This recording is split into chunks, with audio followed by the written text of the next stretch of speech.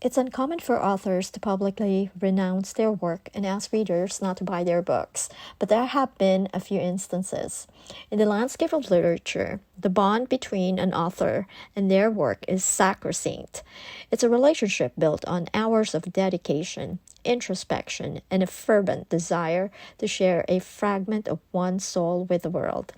Yet, for a few select few authors, this bond becomes the very chain they wish to break, leading to a public disavowal of their own creations. The reasons behind such drastic decisions are as varied as the works themselves.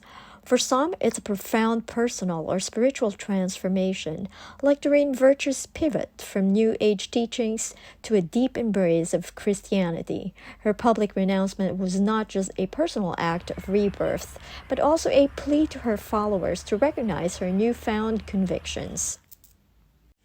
Then there are authors like Franz Kafka, the literary genius behind masterpieces like The Trial and The Metamorphosis.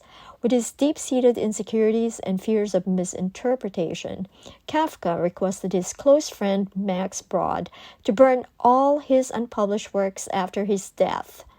Brod, recognizing the timeless value of Kafka's creations, chose to share them with the world instead, posthumously cementing Kafka's status as a literary icon. Political shifts and societal evolutions can also play their role. Some authors, once vocal proponents of ideologies, find themselves disillusioned and at odds with their earlier writings. They might see their earlier works as naive, harmful, or simply outdated in the face of a changing world. But perhaps the most heart-wrenching are those authors who renounce their work due to personal traumas. Works once celebrated are seen through the fresh lens of pain, making the authors wish to retract their creations from the world. These narratives of renouncements, though diverse, share a common thread: the ever-evolving relationship between a creator and their creation.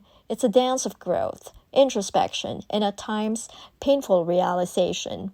It highlights the impermanence of truth and the courage required to admit one's own perceived misjudgments. He wrote Black Like Me in 1961, which chronicled his experience as a white man temporarily darkening his skin to experience life as a black man in the southern U.S. Later in life, Griffin reportedly expressed regret over the book's publication, fearing that it detracted from African American authors telling their own stories. The United States in the 1950s was a cauldron of racial tension. Segregation was rife, and the civil rights movement was beginning to gain momentum. It was in this crucible that John Howard Griffin, a white journalist, embarked on a groundbreaking experiment to understand the black experience firsthand by temporarily darkening his skin. Born in 1920 in Dallas, Texas, Griffin's early years were marked by a profound sense of justice and a desire to understand the myriad human experiences. This took him places. He studied in France and served in the French Resistance during World War II. But it was his return to the racially charged environment of the American South that set the stage for his most iconic endeavor. Inspired by a desire to expose racial prejudices and bridge a deep chasm between white and black Americans, Griffin undertook a medical procedure to darken his skin in 1959. Over 6 weeks, he traveled through Louisiana, Mississippi, and Georgia, experiencing the brutal realities of racial prejudice. He faced the bitter sting of segregation, was refused lodgings, and was frequently treated as a pariah.